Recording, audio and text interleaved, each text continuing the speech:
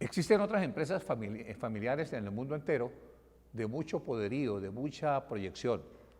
Y esta tesis se dedicó a investigar sobre el campo automotriz y evidentemente se verificó que en el campo de los automóviles la Toyota es una empresa familiar poderosa, la Volkswagen, la Peugeot, la Ford es una empresa familiar. Y en Venezuela también tenemos empresas poderosas desde el punto de vista de empresas familiares. Hoy en día la sociedad que más produce alimentos en Venezuela es La Polar, que es una empresa de los Mendoza, los Bulton, Ron Santa Teresa y otra cantidad grandísima de empresarios venezolanos que se han desarrollado en el soporte de las empresas familiares. Bien, este choque, volvemos nuevamente al choque de socios por el problema de que la empresa familiar está compuesta por dos elementos, emoción y razón, crea problemas entre padres, hijos, entre hermanos y en la familia política, entre yernos y nueras. Pero, para esto, la ciencia de la empresa familiar ha recomendado la elaboración del protocolo. ¿Qué es el protocolo?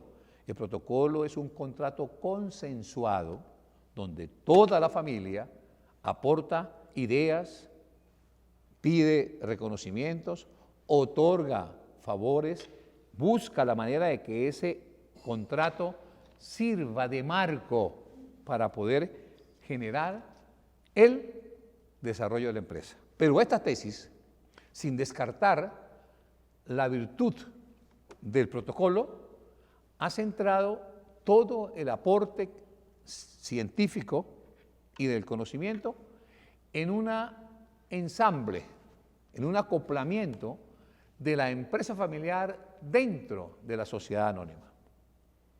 Es decir, pretende esta tesis que se solucione el problema de la alta mortalidad, la prematura mortalidad, encajando a la empresa familiar en un ropaje societario perfecto para su fin, como es la sociedad anónima.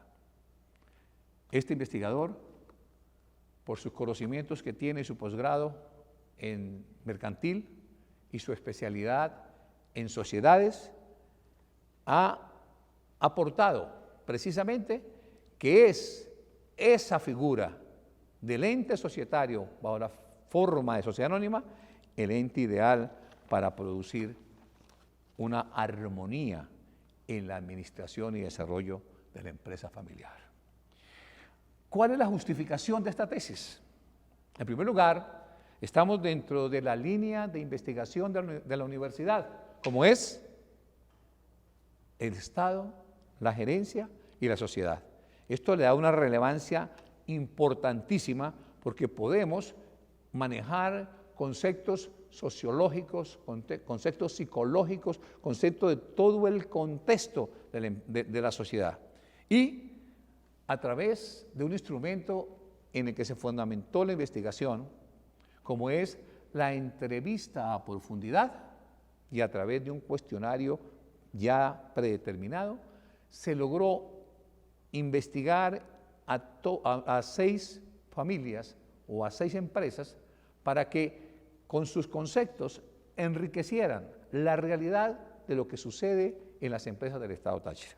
Esta entrevista a profundidad es el instrumento ideal porque vamos directamente a la fuente, directamente al gerente.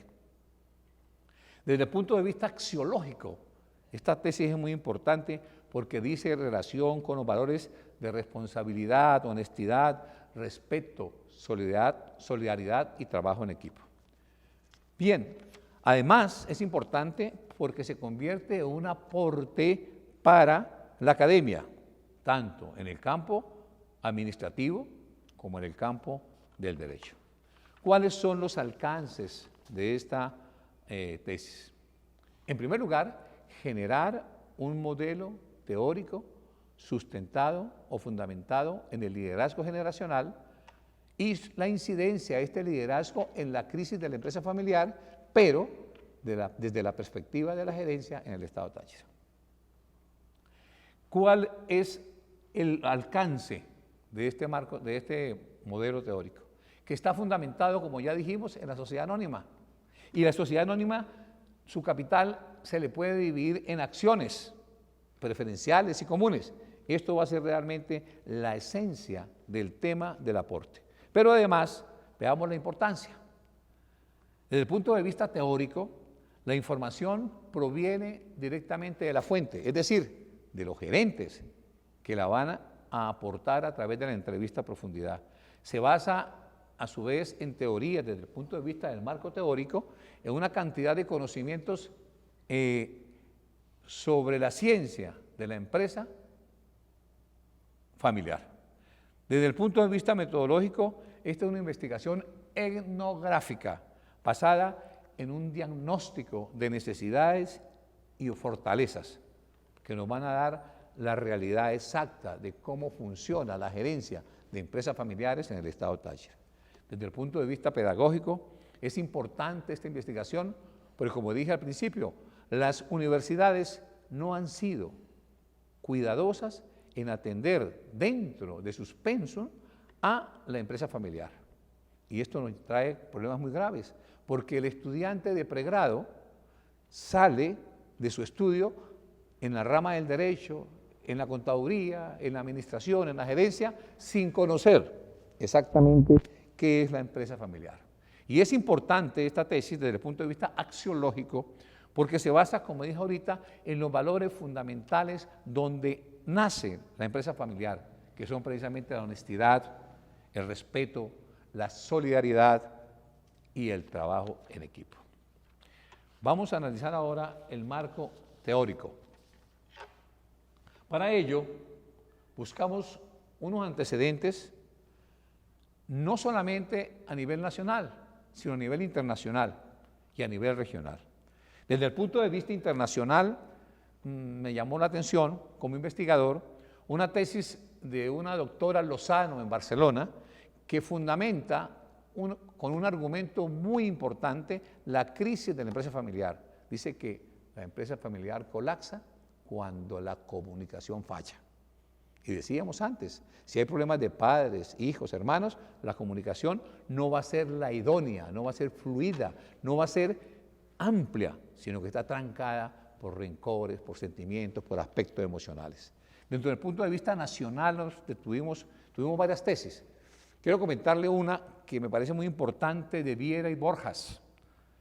Y él la hizo sobre los supermercados, sobre las cadenas de supermercados. Y me gustó muchísimo, porque la empresa familiar, donde más de pronto se puede observar su nacimiento, es en los abastos, que son pequeños despachos de mercado compuestos por el padre, la madre y los hijos.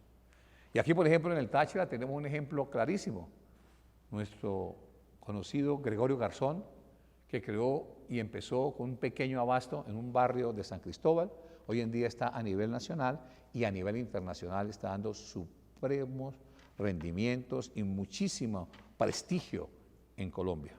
Y a nivel local, una tesis muy buena de Pérez, 2011, que nos habla de la sucesión de las empresas agropecuarias. Qué importante el tema del campo dentro de la empresa familiar, porque es que resulta que los campesinos, los productores, la gente de fondo, manda a sus hijos a estudiar a la ciudad. Se hacen profesionales en el ramo de la medicina, en el derecho, en la contaduría, en la administración, y ya no quieren volver más nunca al campo. Y aquí viene el primer choque fuerte en materia de familia empresarial desde el punto de vista del campo. Porque los hijos pretenden que los padres vendan sus fincas, vendan su ganado y les den para que ellos puedan ahora montar su empresa en la ciudad. Es decir, crear su clínica, su bufete y sus escritorios. Entonces, definitivamente, esta tesis, dentro de los antecedentes, nos da una verdadera oportunidad de analizar el problema en el Táchira de la gerencia. ¿Cuáles son los fundamentos de esta investigación? En primer lugar, desde el punto de vista ontológico, es importante porque está centrada en el sujeto como ser humano, Es decir, el conocimiento por esencia que tiene la persona. ¿Y quién es el sujeto? El gerente de la empresa familiar. Dentro del punto de vista filosófico, porque asume una visión humanístico-interpretativa de base naturalista para llegar a lo que se llama el paradigma interpretativo.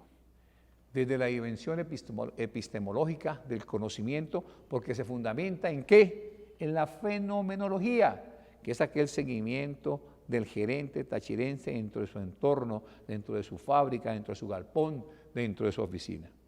La dimensión axiológica, nuevamente la mencionamos aquí porque es muy importante como fundamento, porque el investigador estudia la ética vista desde la perspectiva del liderazgo generacional en la crisis de las empresas familiares. Y la dimensión metodológica, ya lo hemos dicho varias veces, porque tiene como objetivo precisamente la descripción de las cualidades y los diferentes fenómenos de la empresa familiar. Veamos ahora en el capítulo 2 las bases teóricas y la fundamentación legal. Hablemos de las bases teóricas. Dijimos que si alguna institución tiene fundamentos para investigación en cuanto al campo de la bibliografía y la investigación, es la empresa familiar. Son muchísimos los autores a nivel internacional, pocos a nivel nacional, que se han dedicado precisamente al estudio, a la ciencia de la empresa familiar. Pero para explicar esto, quiero fundamentarme en una teoría de dos grandes doctrinarios, John Davis y Renato Tagliuri.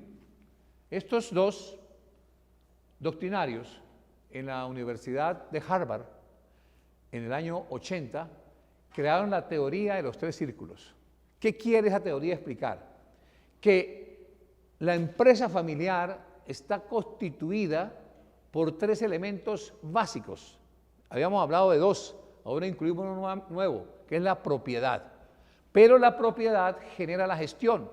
Entonces, muchos autores dicen familia, propiedad y gestión. Otros dicen familia, empresa y gerencia. Dejémoslo como está acá. Primer círculo, la empresa. ¿Qué es la empresa?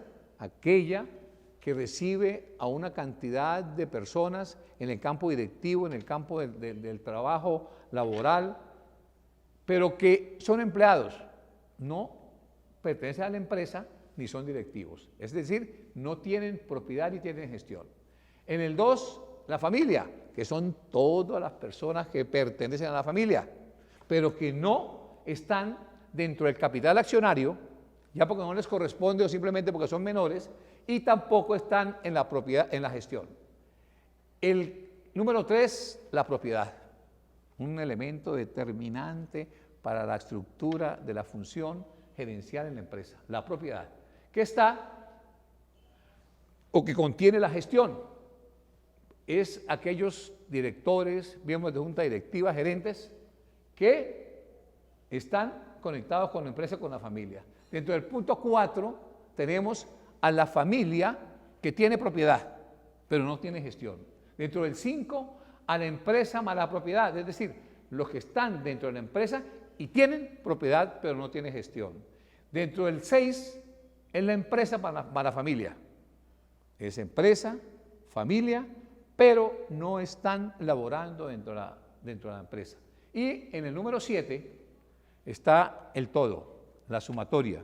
Ahí conseguimos al fundador, al pater familia, a aquella persona que no solamente creó la empresa, sino que es el dueño, el que la gerencia y que es el padre de familia. Vemos entonces que esta importante posición para estudiar las bases teóricas a través de este famoso teoría de los tres círculos, que todas las personas que estudiamos empresa familiar nos fundamentamos siempre en esos dos grandes doctrinarios. La fundamento legal.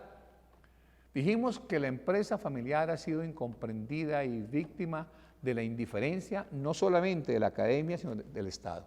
En Venezuela, solamente un artículo, el 308 de nuestra Constitución Nacional nos habla de empresas familiares, pero en una norma que está por allá perdida dentro de lo que es las asociaciones, y solamente dice cooperativas, asociaciones y empresas familiares. Quiere decir, no hay normativa de derecho positivo para regular y atender a la empresa familiar en Venezuela. Pero además, como dijimos, este problema se agrava cuando la academia no le ha puesto atención a la institución más importante que existe dentro del panorama económico-social de un país. Pero, como esta tesis está fundamentada, como dije al principio, en la incrustación de la empresa familiar dentro de la sociedad anónima, pues todas las normas que regulan a la sociedad anónima en Venezuela, que están dentro del Código de Comercio, son el fundamento legal de esta tesis.